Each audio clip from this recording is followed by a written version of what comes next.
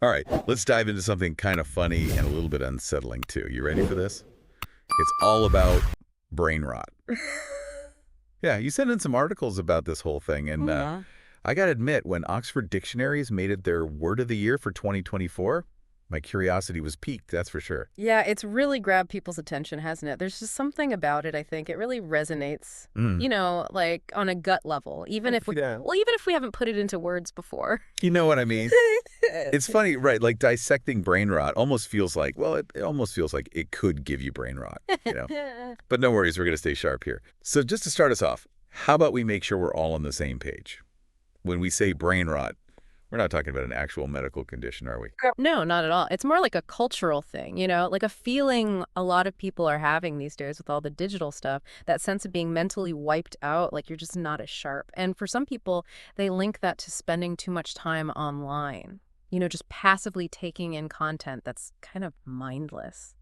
And it seems like a lot of people are feeling this way. I mean, Oxford said they saw a 230% increase in people using that term this year. That's not just some passing trend, it's like a statement. Absolutely, it really is. And what I find really interesting is it's not just about feeling swamped by how much information is out there. It's also about the kind of information it is. A lot of what we see online is designed to be addictive, right? To keep us scrolling and clicking, not really to feed our minds. Right. It's like we're trading depth for endless stimulation. Yeah. Which, by the way, is such a stark contrast to last year's word. Remember? It was Riz. Yeah. All about charm and online flirting, super lighthearted. Yeah. Talk about a shift in tone, huh? It's almost like we went from dipping our toes in the internet pool to, well, to feeling like we're drowning in it. It really does feel like there's this growing awareness. Like people are realizing there might be some downsides to being so connected all the time. And it's even wilder. Brain rot isn't even a new term. Wait, seriously? Yeah, for real. It pops up back in the mid-1800s. Henry David Thoreau used it in his book Walden. Get out. Thoreau, the guy who was all about ditching society and going back to nature, he was worried about brain rot. I mean, he didn't even have Twitter to blame. Right. It's fascinating. And this is where things get really interesting. Back then, brain rot was about how conformity could numb your mind. So like societal pressure, squashing your own thoughts. Exactly.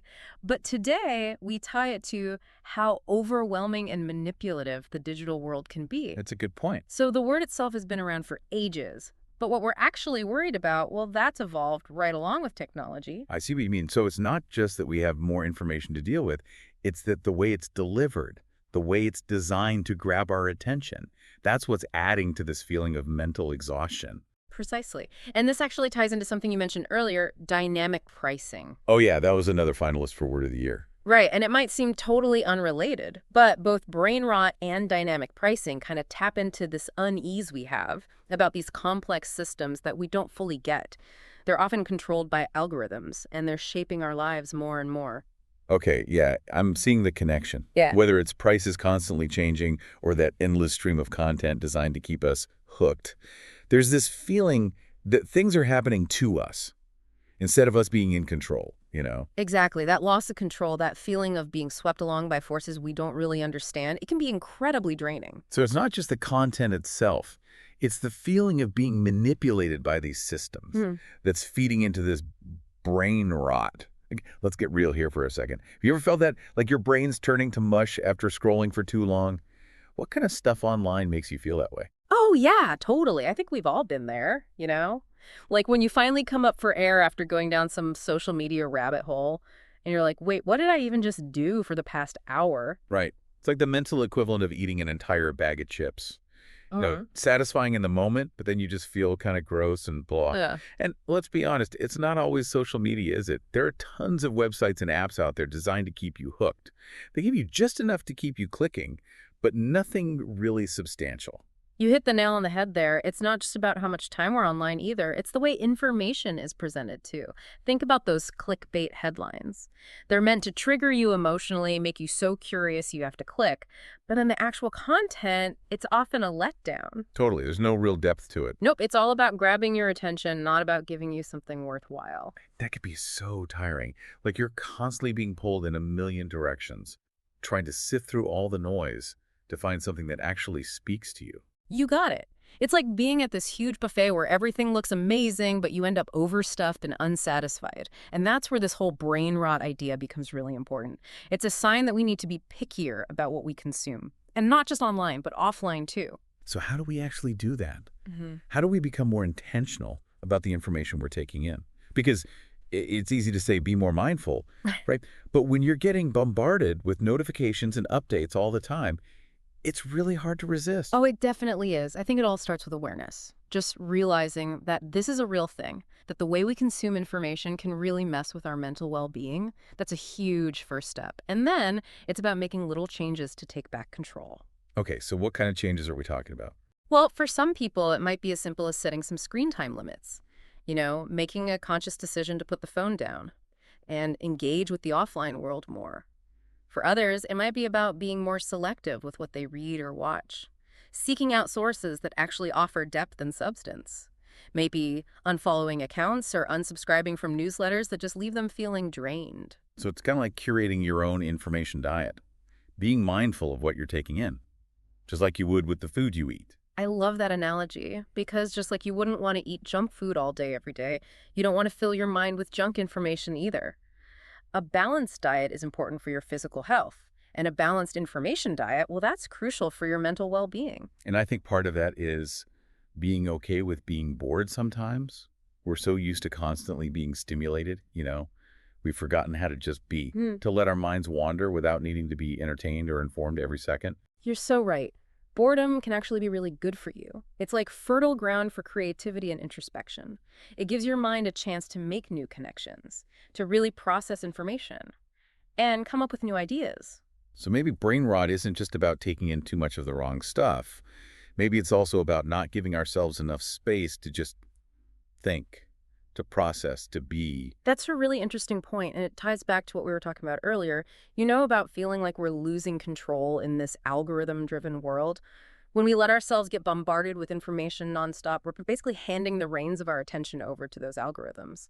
But when we make space for boredom, for quiet reflection, that's when we take back control. We're choosing to engage with our own thoughts and feelings instead of just letting those external forces dictate what we pay attention to. It's like hitting pause on the algorithm and saying, okay, my turn to think now. And that act of choosing, that's how we start to fight back against brain rot. It's about actively engaging with the world, with our own minds, not just passively absorbing whatever's thrown at us. Yeah, it really seems like at the heart of it, brain rot is about taking back control in a world that just wants our attention all the time. But I'm curious, from your perspective, what does it say about us, as a society, that brain rot hit such a nerve this year? Is this just a fad or is it something deeper, like a cultural shift? That's a great question. I think it shows that people are becoming more aware of how this always-on, hyper-connected culture might actually be hurting us. Mhm. Choosing brain rot as the word of the year, it's like a collective pushback against feeling overwhelmed and mentally drained all the time. So maybe it's not just about the internet itself, but about how we're using it. Yeah. Like we're finally starting to realize that the way we interact with technology can really affect our mental well-being. Exactly, and that awareness is key. It's the first step towards making better choices about how we spend our time and what we let into our minds. Okay, so we've talked about what brain rot is, why it's become such a big deal, Hmm. and even how to fight back against it. But before we wrap up, I'm curious about those other words that were in the running for Word of the Year. Newsweek mentioned some interesting ones like romantasy and demure.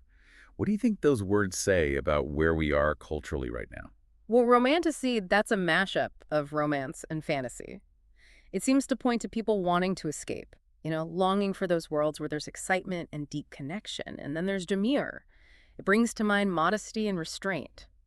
Maybe it suggests that people are yearning for something gentler, more nuanced, especially in a world that often feels so loud and chaotic. That's interesting. It's like those words, even though they're different, they might actually be tapping into similar desires, this need for something more meaningful, more real, as opposed to how superficial and messy the online world can be.